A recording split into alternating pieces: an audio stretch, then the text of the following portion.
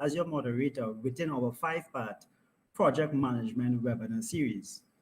Our session this afternoon speaks to using ICTs to deliver on business projects in a COVID-19 environment. This session will explore how businesses are using information and communication technologies to deliver on their business projects and business operations towards success in an environment which has changed aggressively due to the COVID-19 pandemic. Without a doubt, the pandemic has presented opportunities for various forms of IT arrangements, such as electronic supply chains, electronic procurement systems, telecommuting, remote working, online education as commonly practiced, online customer service delivery channels, amongst others. In our discussion here this afternoon, our esteemed presenters will explore some of the opportunities and challenges of using ICTs by businesses in this new COVID-19 normal. I would just like to take the opportunity to review the calendar of all events within our 5-part project management webinar series. Our session 1, which was held over a month ago, revisiting the strategic direction of companies in a COVID-19 environment, was well received, with over 350 views of this recorded video on our YouTube channel. This session was delivered by one of our very own faculty members, Mr. Wesley Bridgemohanson. 2 weeks ago, our second session, Rethinking the Project Portfolio, Project Identification and Selection, was also delivered by 2 of our very own faculty members, Ms. Teresa Frederick and Mr. Akindele Lobe. This session, well received, it can be viewed on our YouTube channel with over 210 views from 2 weeks ago. So in case that you missed the first 2 sessions within this 5-part series, please feel free to check out these videos on our YouTube channel. This session, our live session taking place now, using ICTs to deliver on business projects in a COVID-19 environment, will kickstart in a few moments. You guys are seeing my facial expression and the excitement in my voice. With our esteemed presenters here this afternoon, this session promises to be very information filling and rich in discussions. Our 4th session, procurement management in a COVID-19 environment, will take place in 2 weeks' time, Thursday, 20th August, and will be delivered by one of our faculty members, a procurement specialist, Ms. Teresa Frederick. Our last session, session 5, delivering on business projects in a COVID-19 environment, is said to be our season finale, our last episode in the 5-part series, and will be delivered by a well-known project management expert and facilities consultant within the local fraternity. So I know you guys at this time might be thinking, which of these sessions should you join, should you participate in? As my favorite joke will go, just like a DJ, do not touch that dial. We would like you guys to be here for all 5 installments within this 5-part series. At this point in time, I would like to introduce our esteemed presenters for this afternoon's discussion. And let me just say, when I first reached out to these 2 astute professionals, ICT professionals in local fraternity, about our Cipriani's project management series and asked for their diverse thoughts on the particular topic. And within this webinar session, they were readily forthcoming and very enthusiastic to partner with Cipriani College of Labor and Cooperative Studies. With great Cipriani appreciation and humility, I would like to introduce our first presenter for this afternoon, Dr. John Lewis. Dr. John Lewis is currently the Director of ICT at the Office of the Honorable Prime Minister of Trinidad and Tobago. Previously, he held positions of Director of ICT at the Ministry of Agriculture, Land and Fisheries and Head of Consulting at the National ICT Company of Trinidad and Tobago. He has also held several associate positions, including the President of ICT Professional Society of TNT and the Vice President of the Project Management Institute Southern Caribbean Chapter. Dr. Lewis has a doctorate in business administration with a specific focus in enterprise resource management systems and information systems. The Cipriani College of Labor and Cooperative Studies is ecstatic and very pleased to partner with these two stalwarts right within the PMI SEC fraternity. Dr. John Lewis, as our first presenter, will kickstart the discussions, followed by our second presenter, Ms. Glynis Alexander Tam. So I know that you guys are excited. I've seen over 120 registered participants for this live session. I know many of you may be at your workplace, you may be having a working lunch. Some of you may have gone to your cars and so on, accessing this webinar through your cell phones on your lunch break. Regardless of your venue and your device, please feel free to post questions and comments to the message window to the right of your screen. I know Dr. Lewis and Ms. Alexander Tam are very engaging, and they will pose questions during the presentation, in addition to a formal question and answer session at the end of their respective presentations. Without further ado, I would now like to invite our first presenter for this afternoon's discussion, Dr. John Lewis, to the virtual podium. Thank you, Nigel. But before we start, I would like our president of the PMISC to introduce the PMISCC as a partner with Cipriani Labor College, and to speak to that first before we start. Sure. Thank you, Dr. Lewis. We will welcome that. Ms. Glynis? Microphone. Microphone. Great.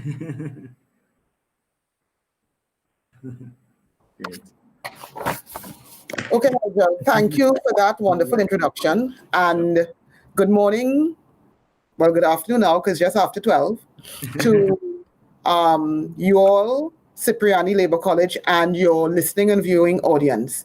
And I would like to thank Cipriani Labor College for affording the Southern Caribbean arm of PMI to participate in your webinar series, Project Management in the New Norm.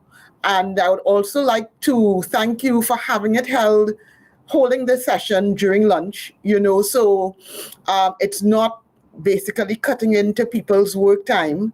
And, it's about engaging the viewership in something that is very contemporary and relevant. As you're aware, and for those who are not aware, PMI Southern Caribbean celebrated our 20th anniversary last year.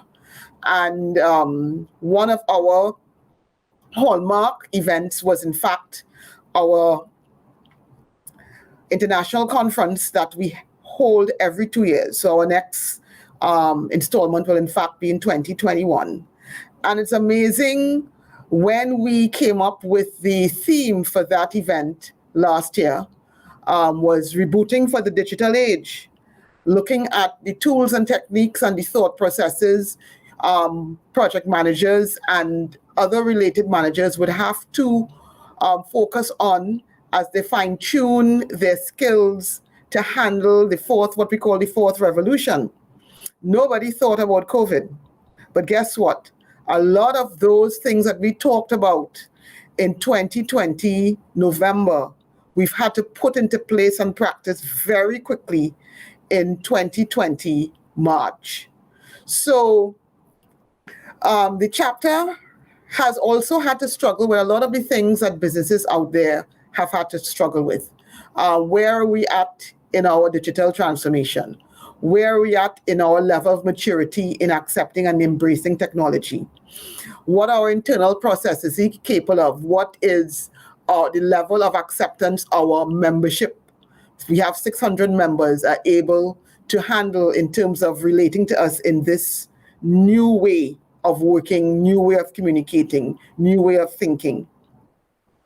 PMISC was one of the first associations to move their AGM online. Our bylaws actually, the way they are written, were able to facilitate that. We didn't have to make any changes.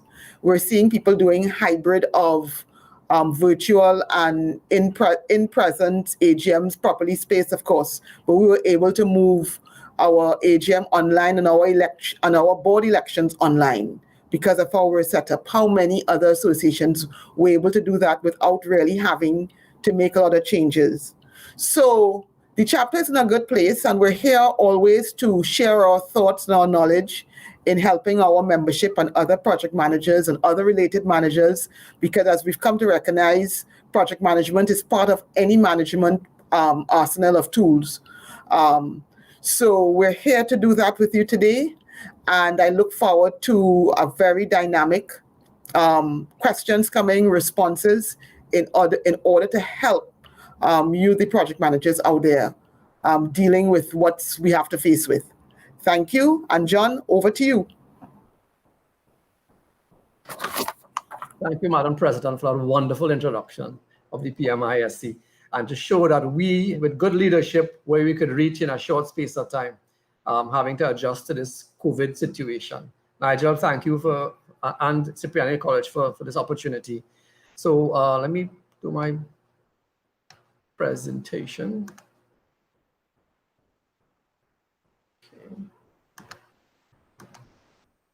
Okay, so what worked perfectly just now, not working right now. Hold on. All right.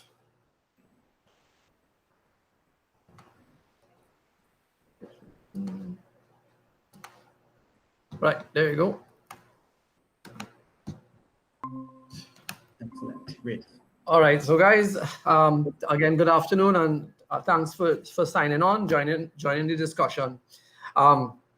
When COVID, or the thought of COVID, became something that we'll have to deal with, my team and I had started looking at remote working tools, technical support, developing policies to guide our executive in terms of transitioning to that.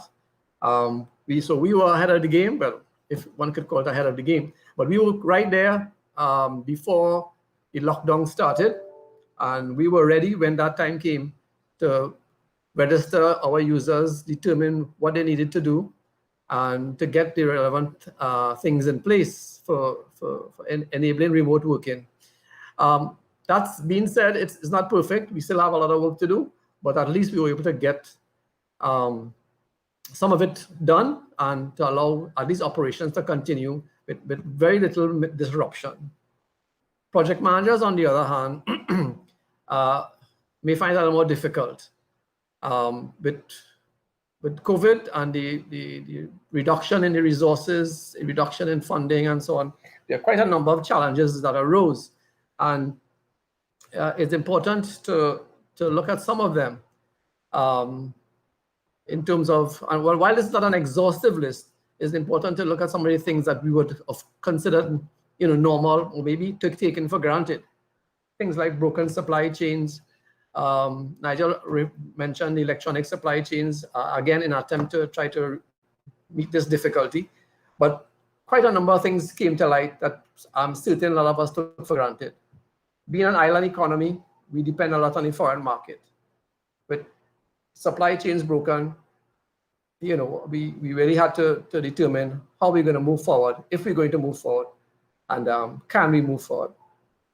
You see things like family life being something of a challenge, because now no schools, so you have to stay home. How do you work? How do you work at home? Putting such processes in place, will tend to have a significant impact, and there's only 8 hours in a day that you could actually devote to any kind of meaningful work.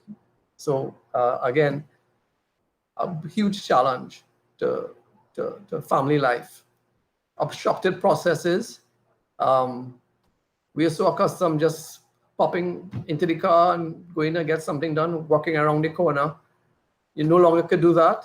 There's very few people at the office. The offices you tend to normally visit to do anything. So you're really in a new dispensation. Skills that you thought you would have been that you could have accessed on demand, no longer available. Your friends, your colleagues, your peers, who you pick up when you pick up the phone and call and say, I need access to something, I need you to help me doing something. Their time is now divided and curtailed because they're unable to respond as they would normally would. So COVID has really created a scenario where everything and everybody has to think differently, have to look at things differently, in some cases innovate, look at different markets, look at different ways of doing things, look at different products, try to keep things moving. So in a pre-COVID situation, you would have just chosen another supplier and move on. With the COVID being such a prevalent issue, particularly in government, we all know that government, the procedures tend to be long. The cycle times for getting any item of work approved is usually 2 to 3 months. The whole question of when payments can be made, because we are bounded by our fiscal year in government. It doesn't mean that you can't get paid after the fiscal year, but it means most of it will be tried to contain in one fiscal year. So once you've crossed that year, you tend to have challenges. People, we all know, people we hear on the news, people have not been paid for years. It's even more exacerbated now, where funding has to be redirected. Access to human resources. Normally, you would just go to your files and pick up somebody, another file, and start recruiting. In a private sector environment, that's easy. You call somebody, you make 1 or 2 calls, you get some references, and you're ready to go. And government recruitment is a little difficult in that you can't do that. There are a lot of procedures to follow, and usually it takes some time to get that done. If you require additional funding or emergency funding, again, added to the length of time. So it's impacting on the 12-month cycle. It's impacting on your projects to get to work, and it's really impacting on your ability to deliver a project, because projects are change management tools, and the longer it takes to get a project delivered, the benefits start to deteriorate. So again, human resources can play a critical role. Access to skills. Again, people are diverted towards family life, to stay home, to limited projects. So whereas normally you would go to the region, or you would call on an international colleague or recruiter to get specialized skills, those skills may not be available, as well as they may be in total demand, additional demand elsewhere. So you're really having a challenge to find the skills that you need. And technology skills don't gravitate towards government projects unless they're added incentives. Doesn't mean to say that technology skills are not involved in government projects, but usually you would find that the skills go elsewhere, where there's more money and more opportunity to do things. Obstructed processes. Again, here is where your ICT infrastructure and your governance infrastructure tend to play a big role in ensuring that your process continues. You would find where in many organizations, both private and public, procedures and processes are not well documented. And because organizations transition from a functional environment to now an automated environment, where you have a lot of technology being adopted but not accepted. In addition, so you would find that your processes still focus on just that particular unit and not an enterprise-wide view. So you would find once a department is disrupted, the entire organization can't function.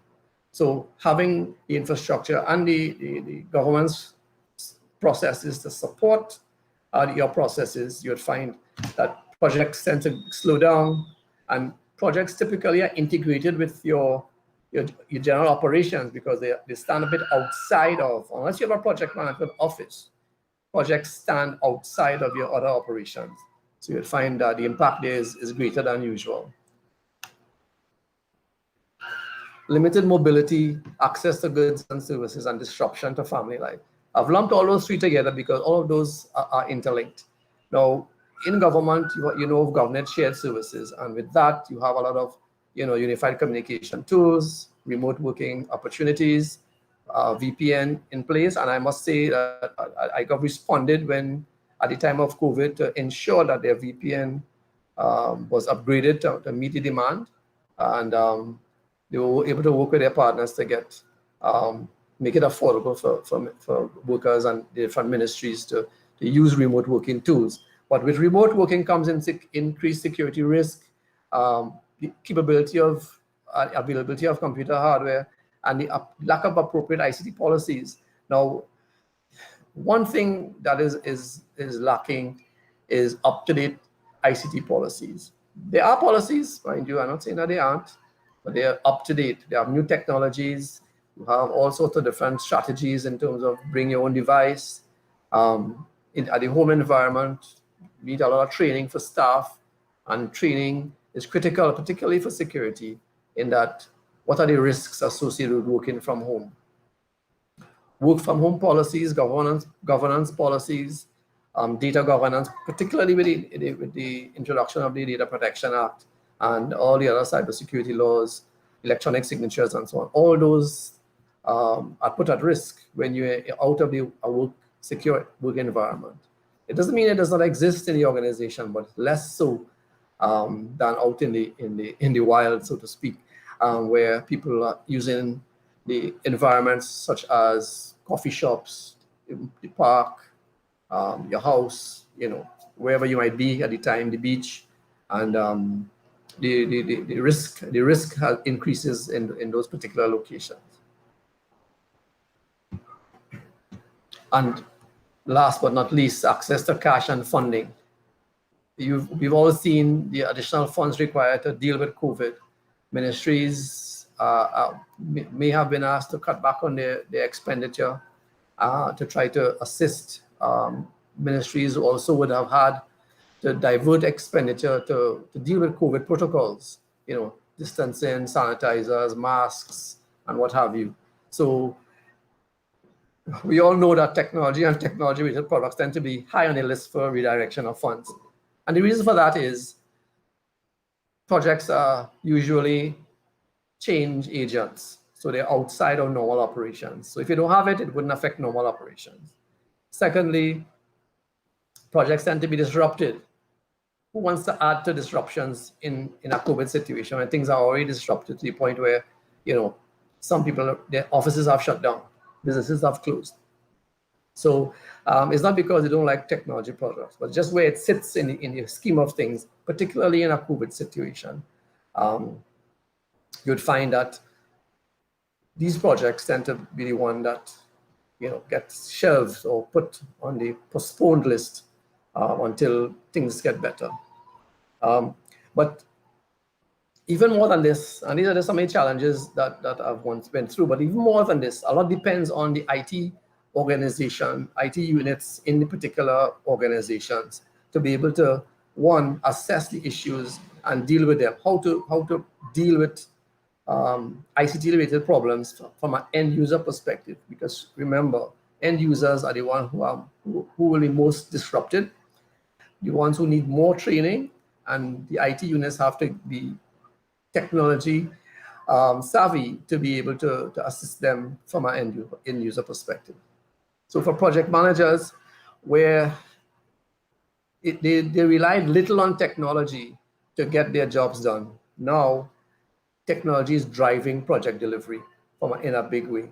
So the remote working, ability to access data from a central repository, the actual building of central repositories, such as knowledge management databases for project management, so what you will call project management systems, where you can look at past projects and see what are the trends, what are the lessons learned, and from that devise a new strategy in this COVID scenario.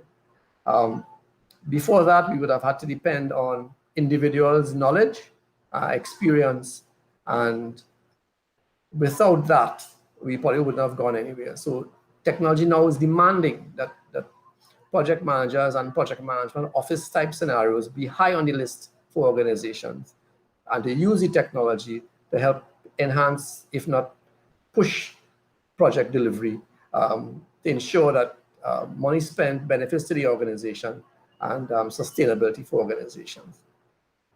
Another thing that we need to pay attention to from a technology perspective is understanding the processes that an organization has to go through. We can no longer think from a functional perspective. We have to look at the entire organization. So moving to remote working requires that you move to enterprise architecture approach to daily operations. By that I mean, what are your operations? What are your organization deliverables? And then take each deliverable and break it down across the different functional units. And in doing so, you would have captured that process. And then at every step of the way, you can now design your remote working strategies to provide access to information and to ensure that the workflow from department to department continues. Without that, you're just simply moving work to a remote office, but then how does that work get back to the office and fit into the rest of the operations still is a challenge and requires some attention for it to be smooth. So there'll be no remote working, will not enhance the organization until that enterprise architecture view is adopted within the organization. And with that comes all of the related policies, procedures, guidelines, training, and so on that will be required. With those basic things in mind, you will see now a project manager will be able to get into the organization, be able to work remotely, access resources, access historical data, and with a view to fashioning a project plan that would deliver the project within the time allotted, if not, shortly thereafter. I wouldn't venture to say before time, but definitely around that delivery date. So enterprise architecture is important to consider in this scenario. The other thing that we need to consider is the difference between technology adoption and technology acceptance. Many projects deliver the outcome, the solutions, but not the outcomes. And by that I mean operationalization of the project. Once the project is implemented, that's it. Thank you very much. Where's my money? And they left the organization to now figure out how to operationalize this project and integrate it into the rest of the operations. So again, adoption is implementing the technology. Acceptance is actually getting people to use it and to buy into the technology to use in their day-to-day activities. So another thing that we need to pay attention to when looking at remote working and this COVID situation, because the COVID situation will not go away. And by that, I mean, this whole remote working, once that has been introduced, you're not going to get people saying, well, you can't do that anymore because we have done it before. Why not? So is that benefit of COVID and the remote working scenario would not go away. And you would find that as people are aware of that, it will now be in demand. And there are benefits to the organization as well. But the organization must be ready to accept those benefits in light of the fact that workers are not in the office. How do I manage this worker who's not here? And for government institutions, that's a big problem. So moving to that scenario would require a lot of effort, but good leadership as well. So that is the end of my slides. Thanks very much, Dr. Lewis, for that very insightful presentation, rich in content. I'm looking at my YouTube channel. Any questions from the participants? Any questions, guys? Please feel free, if you guys have questions, you can post it to the message window to the right of your screen. Dr. Lewis, I particularly like how you underscore the need for revision in ICT policy at the national level. And I know from your portfolio as Director of ICT at the Office of the Prime Minister, bearing in mind that the country, public sector and private sector has responded over the past 4 months in terms of transitioning their work program to a more remote offsite, working at home, bearing in mind that we are on the brink of election day, right? We are at the end of our financial year. We are starting a new financial year very soon, in about 2 months' time. And bearing in mind that a new government is likely to be installed, well, will be installed. How do you feel, or what do you think will be the priority in terms of a new government coming in terms of ICT, given that COVID is likely to last for the next year? Well, I think for a new government, the priority will be trying to understand the environment. You know, Yeah. If it's a continuation, then I see ICT as being top on the list.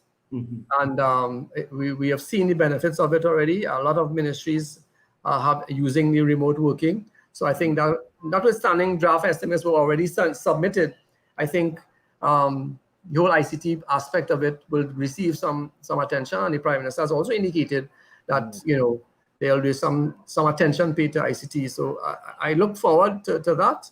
I'm in this business a long time, and I would really like to see this whole remote working was available 20, 30 years ago, Yes. But something happens before its time, but the solutions are widespread. The cost is lower, a lot more technology people around, so to get it implemented and so on. So I'm really looking forward to this. Right now I'm working internally on a remote working policy. And again, I only have positive things to say, going forward. Whichever the scenario, I think it will definitely be something that will be on the agenda, and I'm looking forward to seeing how I could contribute to that. Okay, great. Thanks very much. Because it's particularly exciting for e-government services. I saw with the ministry for the renewal of driver's permit, you can make your application online. I saw with the grant funding institutions like NETCO and FCB, you can make your applications online. There's a lot of transition to e-services and others well, for all target audiences. So thanks very much. I'm still looking at the YouTube channel. No comments or questions as yet. So I will take that as a cue to thank you, Dr. Lewis, right, for the presentation thus far. And that will be my cue to introduce Ms. Glynis Alexander Tam. Yeah, and to ensure that I get it right in terms of her professional fortitude and resilience, I take the opportunity to read a short bio of Ms. Glynis Alexander Tam, who had the distinction of meeting at the last biennial PMI SEC conference last year. Ms. Glynis Alexander Tam is a certified project manager, specializing in the management of large ICT projects, and has worked within the ICT sector both as a technical director and a senior project manager for many companies in the local and regional space. Currently, she leads a financial service company and has oversight of a lot of strategic projects that impact the financial sector within Trinidad and Tobago. She has held board positions within the subject matter domains of finance and strategic alliance, and is the current president of the Project Management Institute Southern Caribbean chapter. So Ms. Glynis, is a privilege to have you present within the Cipriani Forum. It just serves well to tighten our alliance going forward between the college, right, and PMI SEC. Dr. John, you too as well, as a member of the PMI SEC board. It's a privilege to have you guys here presenting. So Ms. Alexander Tam, I would now like to invite you to the virtual podium. Thanks, Nigel. So let me open my presentation.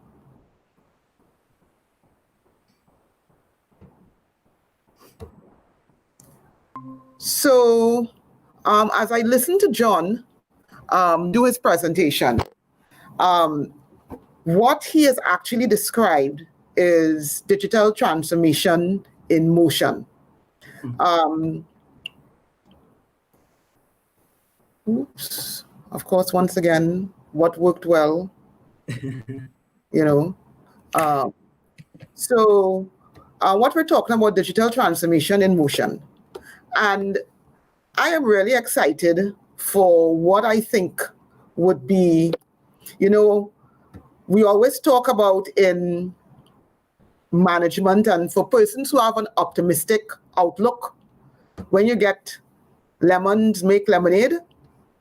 That is what, to me, this pandemic pandemic response gives us the opportunity to do, right? I call it digital transformation, COVID, the great catalyst. Because as I listen to John talk about some of the challenges and some of the responses, a lot of what he spoke that happened in public sector also happened in the private sector.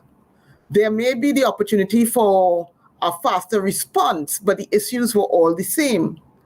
So I want to talk this afternoon about that digital transformation that we found ourselves embarked upon due to the pandemic response. What is digital transformation? And this is a definition in my research. I found it's very clear. It's perfect, right? It's the use of digital technologies to either create or overhaul your business processes, your business culture, and your customer, both internal and external. And I put that in because we often forget that in an organization, whether public or private, you have both internal customers, which are your employees, and your external customers, which would be the wider public, depending on the industry that you're in. And the reason you're embarking on this transformation is to make changes in your business to meet what is changing in the environment. So the digital transformation process is a journey. It's not something that happens overnight. It requires thought. And what COVID has done is accelerated that transformation process. Now, digital transformation for us as a country has been around for many, many years. And John has had that experience even before I did. We have had several digital transformation plans over the last 2 or 3 decades. We've experienced fast forward, smart, fast forward 2. So it's not something that is alien to the thought of how we move this country forward. What COVID has done is actually highlighted a lot of the gaps and the opportunities to do better faster because we don't have a choice. And again, I stress on the fact that it is a journey. Now, John, in one of his last slides, spoke about while we've put in the technology, it's more than that. And in any digital transformation process, there are 6 pillars that you have to be cognizant of as you make that transition, as you plan your projects, as you look at your strategic objectives and your business requirements. And it does not matter where you look at starting the transformation process. Because where we're at with response to COVID, you cannot be boiling the ocean. You have to now look at where this transformation will add the most value in the organization. While you have a macro view, the reality is you would have had to make some decisions in the micro elements. But it's all the same. It's the experience of your customers, internal and external. It's the people involved in this transformation process. There is change, major change in this digital. Innovation is required. And remember, innovation is not necessarily something new. It may be a new process, right? A new procedure. John talked about IT governance. That will be new. That will be an innovation element within the organization, whether it's public or private. Leadership is crucial. No digital transformation process will take place without the right leadership element. It is driven from the top. This is not a bottom-up approach. This is a top-down approach, especially now within this pandemic response. And it's going to affect culture change, all right? What's involved? Whether you're looking at digitally transforming the entire organization, digitally transforming a department, digitally transforming a process, whatever it is, it's 3 elements. The overhaul of the processes, the overhaul of the operations, and the overhaul of the relationships of customers, again, both internal and external. So if we pick a department, let's say you're looking at, and again, I come back to the example that we're all dealing with, and John spoke to it, work from home, which comes out of various department administration and HR, right? These are what you have to do. There are processes to be overhauled. There are operations and the relationship of your employees involved. And the reality is the pandemic response really threw a spoke in the wheel for everyone. And I challenge anyone to say that they were ready for it. In a digital transformation process, people have, as I said, people have been talking about it for a long while.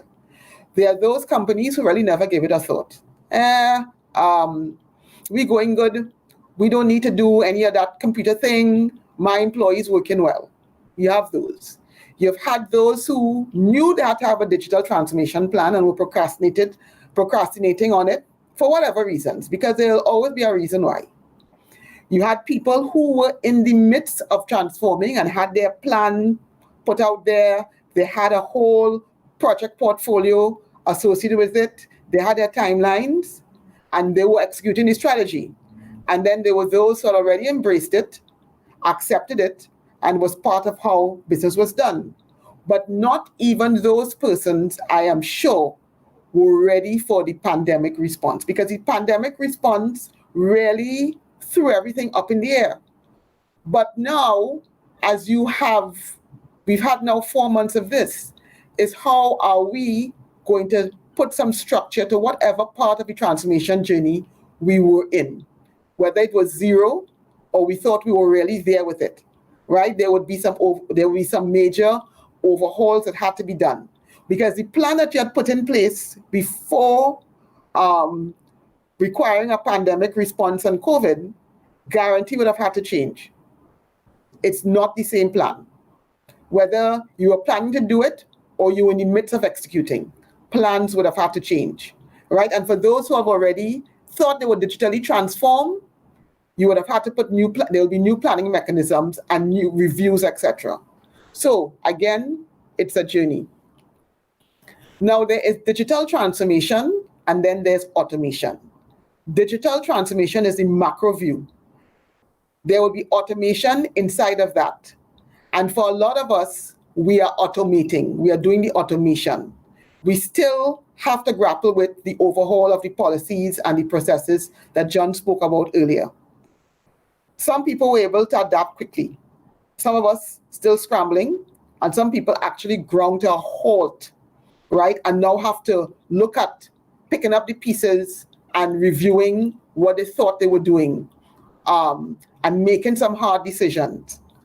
We actually have been doing more automation than transformation. And John spoke to the working from home and making sure people had technology, people had infrastructure. We were trying to quickly automate moving persons from the workplace to home. But the transformation is a lot more than that. We're actually doing what I call digital transformation in motion. And we're actually still grappling with the automation part. We still have the governance issues. We still have the security issues that we need to look at.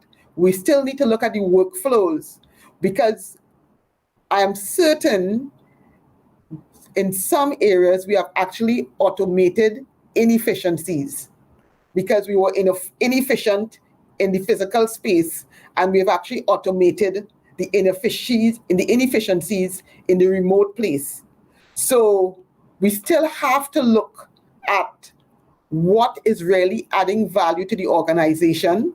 And in the automation process, because work has to go on, we now have to re-examine exactly what is adding value to the organization and look strategically of what remains and what has to pull out. And it is an ongoing process, and that is why leadership is key. And if you go back to the 6 pillars I alluded to in the earlier slide, you need to keep focus on those 6 pillars as you go through your transformation process with the automation that we're doing. I can guarantee there would be a lot of work for project managers going forward. And their skill sets, as John has said in his presentation, would need to be sharpened and honed in order to be successful on this journey. Right? The digital transformation challenge, there are some old thoughts that we really need to remove. The first thing, it's not about the technology all. Yes, there's technology in it, but the digital transformation is not about technology. Technology is actually the easy part. You could throw money behind the technology. It is about the why, the what, not how, and now how fast. Because nothing now is certain, speed is essential. We need to really develop a sense of urgency as we embark on this transformation and we look at the projects that we're putting in place to facilitate this transformation. The technologies, the projects are tools to effect the digital transformation. You have to look at your skill sets and how. You have to accept you probably don't have all of the skill sets, but you need to prepare to outsource and bring in outside help, depending on where you're at in your stage of the digital transformation process. Remember, you're balancing things. You're balancing the transformation, you're balancing automation. There are plenty of balls in the air that have to be dealt with. So you need the right skill sets on the ground. You also need to ensure your culture within your organization can embrace this speed. John spoke about acceptance. A lot of sometimes we put out things, he said that their output to the project, there's acceptance, but people still haven't embraced it. People still haven't bought it into the new way of doing business, the new way of how the organization has to move forward. That comes down to culture change. Behaviors will have to change. So be prepared for resistance. We don't have people in front of us. We have to manage the work, and managing the work allows people to be managed. It's really a paradigm shift. A lot of times we've been managing people. We've been and assuming by managing people we're managing the work, but we're not. We're managing people, we're managing what time they come to work, we're managing how long they take, how long. No, we now have to manage the work because the people are in front of us. So you have to now overhaul that whole how we work, performance, KPIs. We now have to look at how we treat with that in terms of how we manage the work. And nothing is wrong with baby steps. You can't, I said it earlier, you can't boil the ocean. You probably would need to do small bits at a time, but you have to do it quickly because the rest of the world is leaving you behind.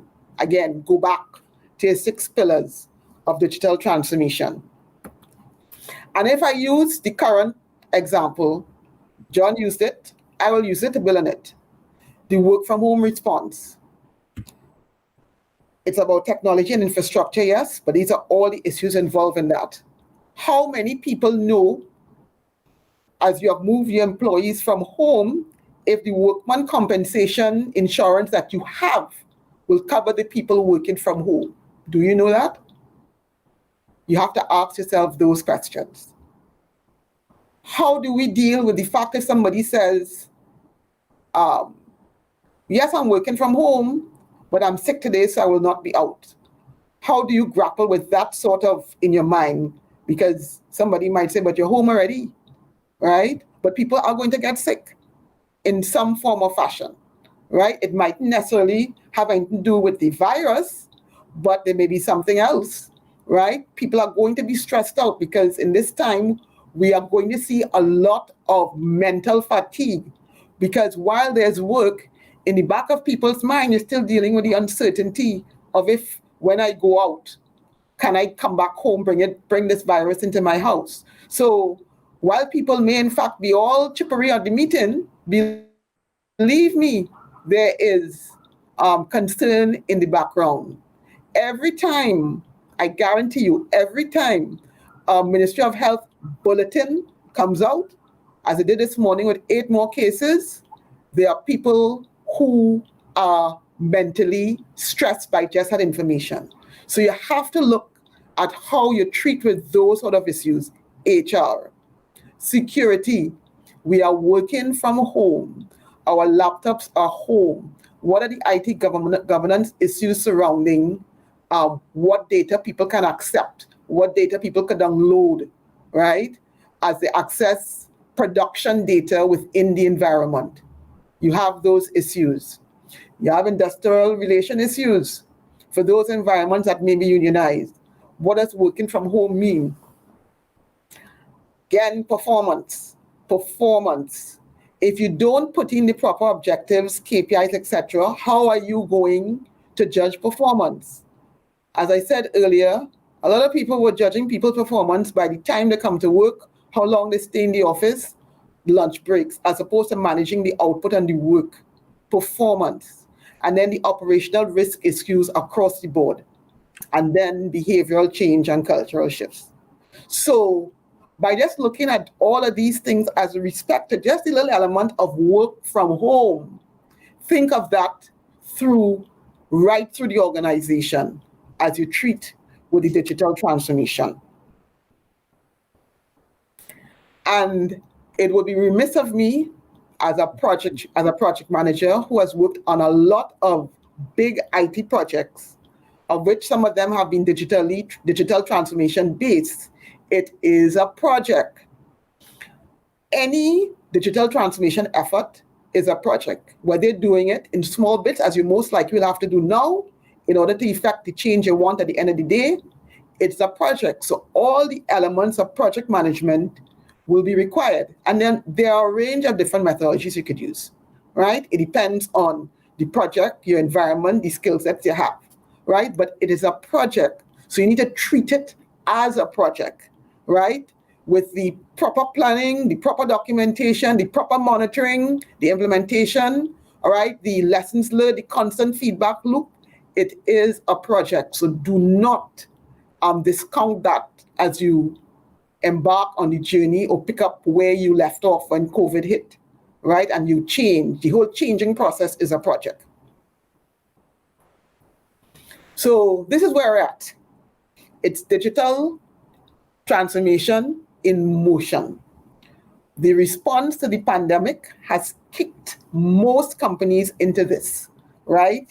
We have to deal with it if we are to survive in our businesses and as a country as a whole. But we need really good leadership in order to effect this change. We need persons in management positions to take ownership of the challenge within the organization to move forward and for us to get the work done. So Nigel, Sure. That's it, and I look forward to any questions from the viewer. Sure. Thank you, Glennis, for another insightful presentation building on Dr. Lewis's presentation. Dr. Lewis's presentation centered on government operations. From your presentation, your particular team, I can sense that private sector approach as well as that public sector approach. I just want to underscore and highlight the theme of your presentation, COVID-19 as a catalyst, as a trigger for digital transformation. No doubt COVID-19 has influenced the macro environment, and forces in the macro environment has influenced the strategic planning processes, the business operations, the project portfolios of companies. A central pillar of the team digital transformation motion is that whole issue of clear leadership, change management, and people. Do you think, Glennis, in your estimation, there's an increased need for a project management training and reorienting work as a project? Because of the transition, work has now transformed from operational work to more results-based working, in your opinion? It's even more impetus. I mean, that change has been trend over the last decade. When you talk about projectizing the environment, projectizing the organization, and now PMI has carried it further. We're talking about projectization of the project. We talk about the project economy, right? And all of the factors that is projects based in order, as you rightly say, being extremely result oriented, but results that adds value where it needs to add value. Because you need to make sure, as with the need for speed, we have to make sure we're doing what is required in terms of choosing the best projects to add the value. Some hard decisions are going to have to be made, Yes. or have been made, because when the response to the pandemic hit, there were lots of projects in place that, based on that response, were no longer valid. Yeah. I could give you a classic example within my own shop. We had embarked on looking at redesigning our office space because the IT team were working long hours. They wanted us to redesign their work environment, put in pods, because if they said, they go out and they work out and they come back in the office, they wanted showers, all that great stuff. It was in my budget. I'd already gotten interior designer and stuff to reorg that. That went through the window. Why? It's not necessary. Nobody is here. Yes. Right? Yes. That has now come out. That allocation for budget now went into something else with respect to the response to the plan. And even if it didn't, that project no longer go ahead. It's not necessary. Not necessary at this point. Not necessary. So supplier who we had already more or less, we hadn't contracted, but we were about to, doesn't have an opportunity anymore. That is real. Yes. Right? So a lot of hard decisions would have to be made or would have been made already. And we need to accept that is a level of maturity we need now, right? People have to accept it is what it is and make cognizant effort to understand the business requirement and that you cannot continue what you were doing before, right? What management and leaders have to do is to make use of those resources that may become available. I'll give you another example. A multinational financial institution, as I know, in their response to the pandemic, a lot of their, and this is outside, in one of the North American countries, a lot of their front staff had to be taken off and work from home. But there really was no work for them to do home. You had to redeploy them into another sort of work. What they needed was a lot of call center persons. So you had to redeploy people who were no longer being used for X work to now do call center work because customers were calling, because customers no longer could come into their offices because they are customer facing and customers want to know. So they quickly redeployed secretaries, managers, security people who were not trained to answer phone, quickly train them up because that is where they needed resources as opposed to letting them go, right? And that's why I talk about the maturity. Not necessarily you would be doing what you used to do, and you have to accept that fact. And the organization have to educate persons, not only physically, but emotionally about the type of changes that are going to be taking place over the very near future, if not happening now, all right? And put that in their arsenal of tools in order to move the organization forward. And that's what I mean about strong leadership, because those sort of decisions would have to be made. And if you're making them, depending on whether you're making them in a unionized environment or not, they are difficult conversations, yes, but they have to be done. Yes. Thanks, Liz. I'm glad you underscored the point, clear leadership or strong leadership, because it relates to one of the questions that just came in. Do we think there's a need for a special domain in terms of ICT leadership in the organization as a key requirement or ingredient for this digital transformation? Of course, no. Today's CEOs have to be, I wouldn't say techie savvy, but they need to understand where technology plays, where technology fits in their transformation. They need to educate themselves.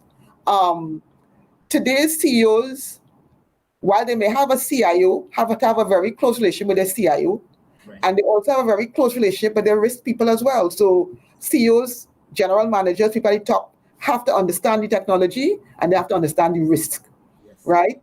Because it goes hand in hand in this whole digital transformation. So they have to look, if they haven't begun educating themselves and accepting the fact that they have to be educated on the macro level, have to start now. Have to start, yes, totally.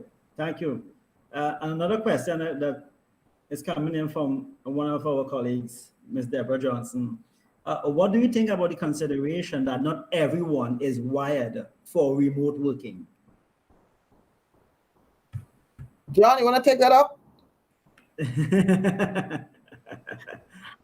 John, this falls right within your arena, you know, as you write that remote working policy. Right, exactly. And that's a very good question, Deborah. Thank you for challenging us with that question. But it's exactly what we've been alluding to all the time. Glynis referred to it, and I also referred to it. We have to get people up to speed. So they might not be wired, yes, but if it is that we have to put out our remote working workforce, then we have to determine, one, that they're capable, and second, if it is we determine that they're capable, then we give them necessary training. You may find that you may have to eliminate some people because of their environment or where they work or their circumstances, because it's just not going to be productive. If you are at home and your children can't go to school, for example, and you have 5 kids or 4 kids without someone to look after them, you can't do any work. You'll be at home trying to work, and it's not going to work. So they might be capable, but circumstances, may prevent them from doing that. But to the question, you can't. It's not for everybody. It really is not for everybody. And there are some people who require supervision. That's the reality of it. What if you could get them into that mindset? Because remember, some years ago when they realized that there's an IT shortage, they were trying to get all sorts of people to come into the fold of IT and training and retraining old people, seniors,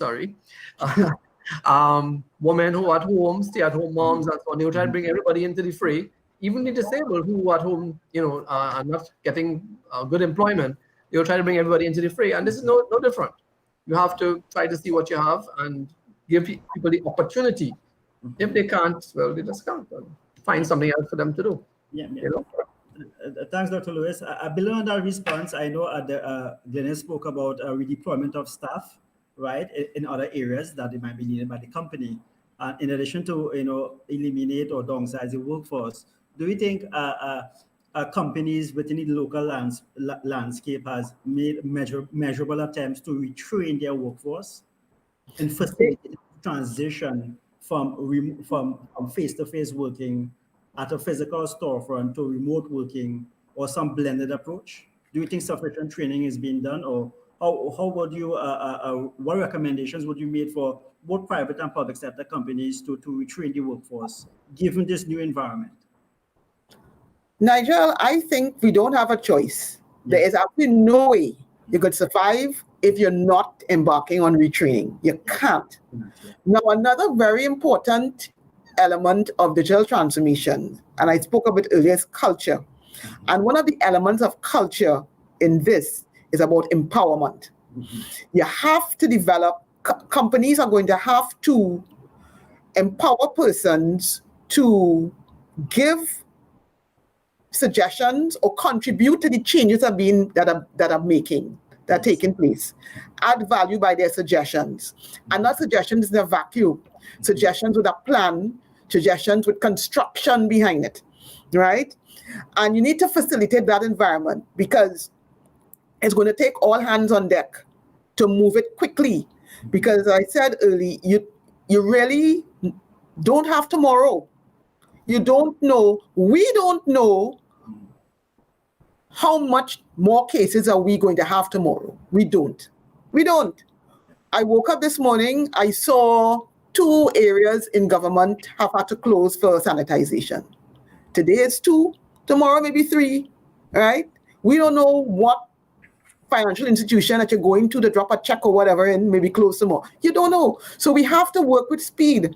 And to work with speed, it requires all hands on deck, giving valuable contributions that the leaders can give consideration to, because not everybody's ideas would be relevant, and people need to also accept that while I have given an idea or a thought, it might not be able to be used now, it may be later, or with the requirements at this point, consideration, while we've heard it, consideration will be given at a later date.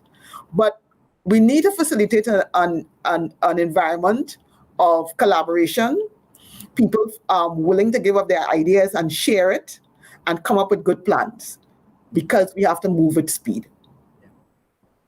We're no longer working in a closed loop environment. Yes. Thank you, Glennis. And I totally agree with you and the sentiments expressed by John. I think it's an all collaborative approach, all hands on deck, right? There's a need for stakeholder consultation, business process re-engineering, as you alluded to, recognizing where we are at and where we need to be. And we have to adapt given this new COVID-19 normal, so to speak. Any questions? I'm asking my team here, right? Any questions, guys?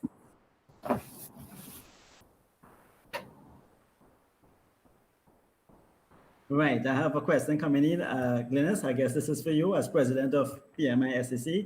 How can the local PMI chapter contribute to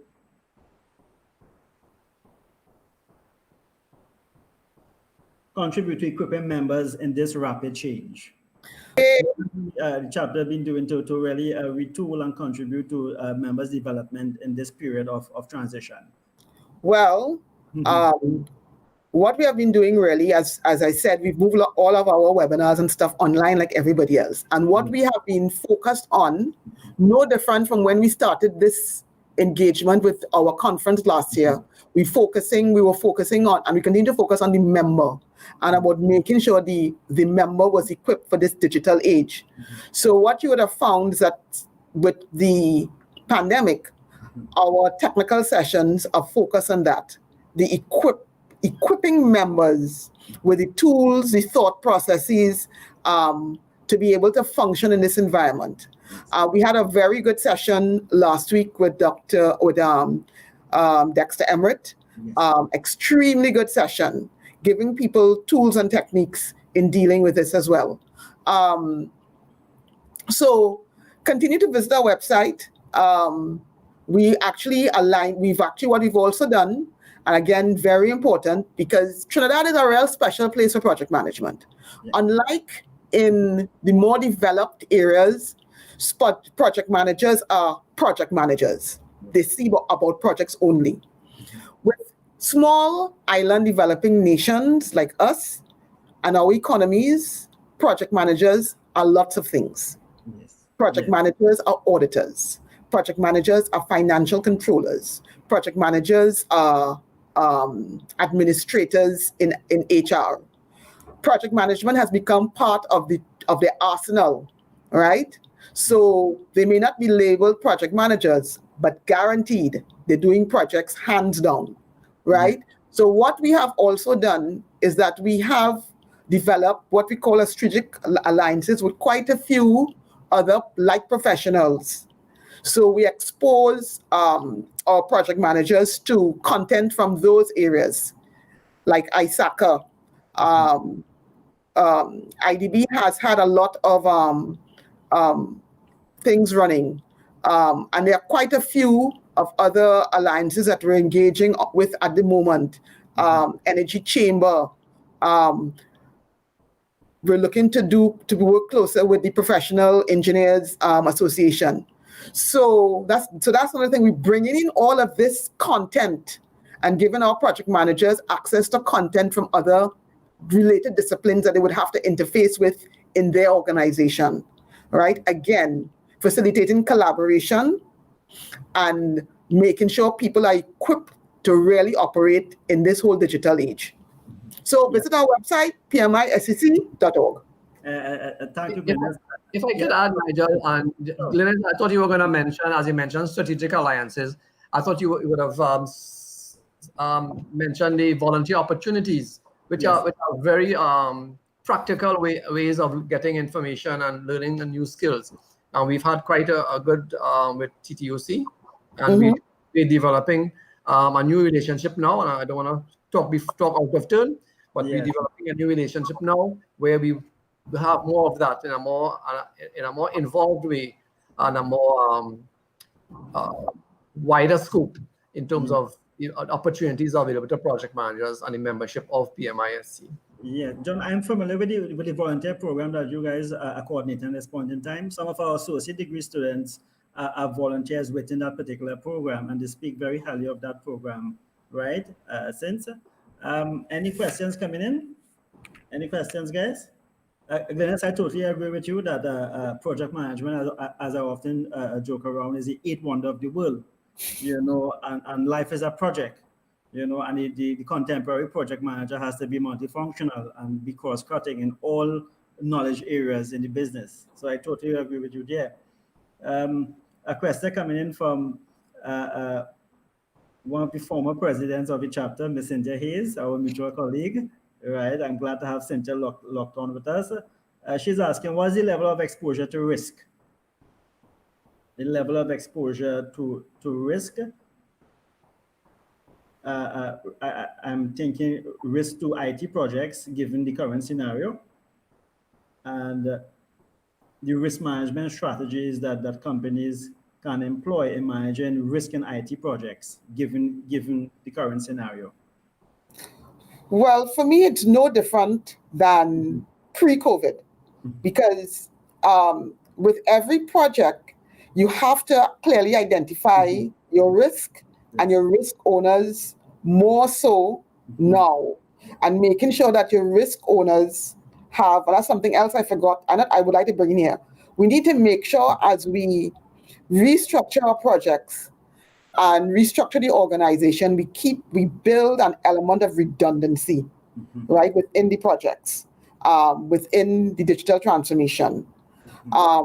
So the risk management is even more so now, because again, you don't know what's going to happen tomorrow, right? And that leads me to another element, and if I talk about this, I'll talk more than our time allotted, but I need people to also be cognizant of business continuity planning in this whole world, and that is what really caught people off guard.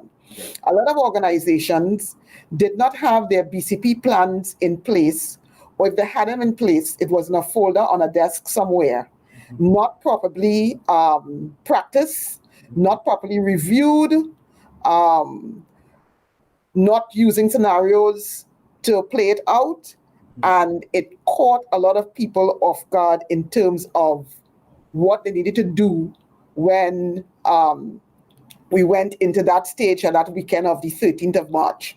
So relating back to risk, the whole issue of business continuity is a very important part of how you risk manage a lot of our projects going forward. John, I don't know if you want to add to this. Microphone? Yes. I was just waiting for you to stop. Because as you say, it's a huge area. Very little attention is paid to it. And what I always advise my team is always build it into your, whatever it is you do, always build it in. Yep. But a lot of organizations were caught off guard, and particularly in government, where it's not that it's a high risk environment, but BCP is one thing that is on the agenda. But again, funding and resources is really something that you really need to put into that, because you have to get additional stuff. You'll have to do additional stuff. So it requires additional funding. It requires a specific attention. So BCP is critical. And the other part I was going to add to what Glenn was saying was compliance monitoring. You have all these things, and if you don't monitor compliance, you're really, still at stage one. So you have all the BCPs, and you're not doing the compliance, you're not doing the regular checks. You really need to have that as an ongoing activity, so that you don't wait until 6 months. No longer can you wait 6 months to test your BCP. You have to check it, or you have to be checking it all the time. BCP is no longer a twice-a-year arrangement. You have to do it all the time. Put systems in place to monitor, do health checks, to ensure processes are being followed. Users are following the procedure, to ensure that at any point in time, You may not be 100%, but you're 99, you're 98, which is sometimes better than zero. Thanks, John. Thanks for highlighting that issue, Dennis. The emphasis on business continuity planning is of paramount importance going forward. Over the past 2 to 3 months, many companies were concerned with resuming their operations, but to guarantee their survival and longer-term sustainability, business continuity planning, as you guys rightfully mentioned, is something that needs to be taken into consideration in a more frequent manner. I'm not seeing any questions. I know you guys probably hungry by now. Is there anything coaching on your right? I want to make one mention before we close off here, and I was waiting the right time. Sure. There wasn't the right time, so I'm thinking I'll say it anyway. You did touch on it, and Dennis touched on it. That is the question of ICT leadership, particularly in public service. It's not that there aren't any good ICT people, but I think ICT is a contract position. We need to ensure going forward that that is entrenched in the public service. We need to have the positions become part of the establishment, substantive positions. There are 1 or 2 that have been ancient there since before BC. We need to bring it up to speed and have people in, because when you lose a contract officer, you lose institutional knowledge. Yes. Many times the officer is not at the higher management level, like a director, for example, maybe be a manager, because a lot of ministries operate without IT manager. They have specialists and so on, who do quite a good job. But remember, their remit is operations, not administration. So you'd find that when their contract up, they want to come back, but the process, the system does not allow it. And I'm not saying that all of them are great, but I'm saying you need to have the resource skill set available going forward. Because when you launch a major project, I can remember way back, okay, I don't want to say how many years, but a ministry implemented state-of-the-art, very expensive computer system to do a critical piece of, I don't want to say what it is, a critical piece of operations in terms of public service and citizens and so on. Very, very critical. The organization that I was at had done it just before, not for the same objectives, but same type of system. It was implemented in this ministry. Everybody was excited, whatever, people looking forward. But the guy who was running it had a 1-year contract. When the year passed, nobody else. No one else. Went to ruin. Yes. $1 million just. Yes. You have to have the resources. And if there was a person to add the continuity, you'd find that even if it's 50% of it, it would have been there and they were able to carry on until something better could have been done in terms of the human resource element. So you really have to look at the leadership, and ICT leadership, addresses things before they happen. So you see something, you look at the environment, you say, hey, COVID, come in. They might lock us down. What do? You put things in place, you get things, you might not get money, but at least you could, work and do things that, will help along the way. Do some research and so on. Talk to people, hey, look, lend me a remote working tool, or lend me a VPN here, or whatever the case might be. I mean, I'm a bit facetious, but the thing is, you have to look ahead, and that is what good ICT leadership does. Yeah. If you have that, chances are we'll go a longer way. And I said longer way. Move to acceptance as opposed to just adoption. Move to accept. Okay. Thank you very much, John, for sharing that based on your tacit experience. Glynis, any closing remarks? Well, I would like to remind what I started with. This is a journey, right? Digital transformation is a journey. Like any journey, there'll be bumps along the road, right? But we need to be very mature in our thinking, emotionally, as we embark on this journey or continue the journey.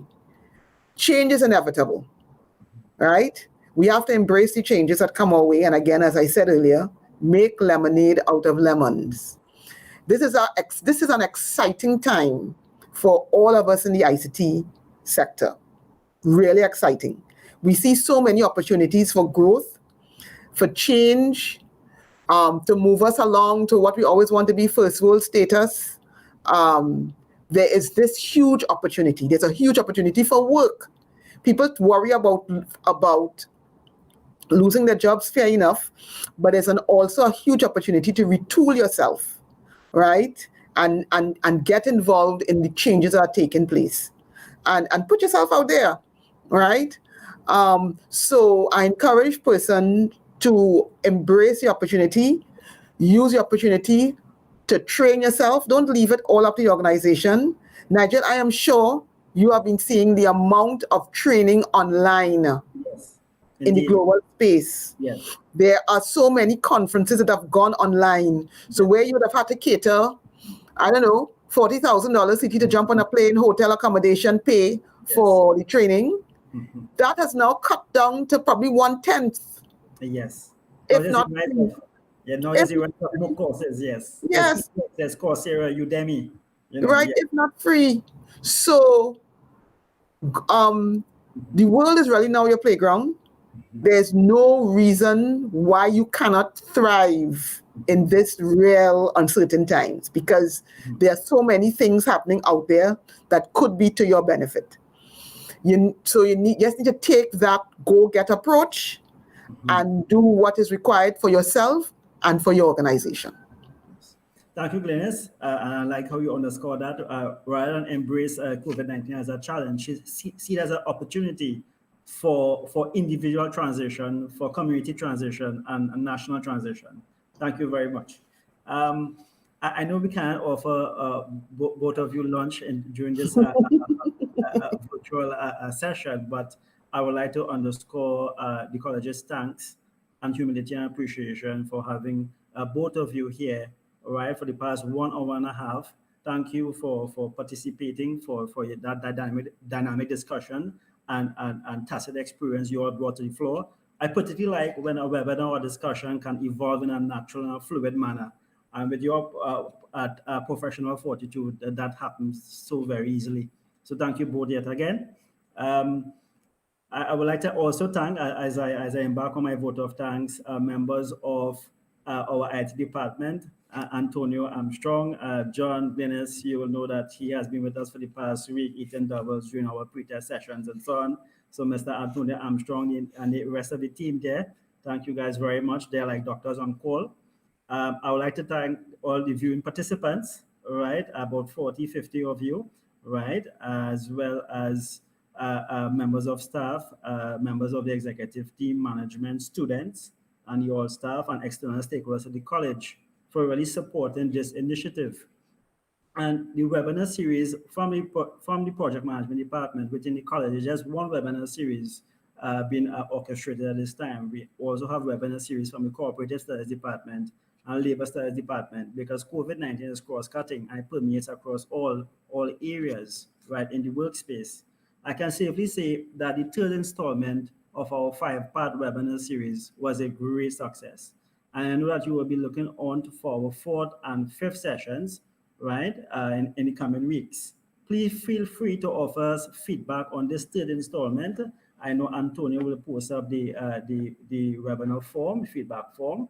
So please feel free to offer us feedback how we can improve, right, what topics you would like to discuss. I've been getting polite calls, John and Glennis, for a webinar on occupational safety and health as part of the series. So we may have a 6th or a 7th installment, or just like a rundown, another season, if I may joke at this time. So I would like to invite you to the 4th session of our project management webinar series in 2 weeks' time. Procurement strategies, right, for a COVID-19 environment will be delivered by a renowned procurement specialist at the college and a member of our faculty, Ms. Teresa Frederick, on Thursday 20th, right? Please look out for further details on our Facebook page, on our website, on LinkedIn. Please feel free to send me an email directly at prmonline.edu.tt, right? We will respond immediately with the YouTube link registration details. And let me underscore that this webinar, right, is entirely free. The webinar series, that is entirely free.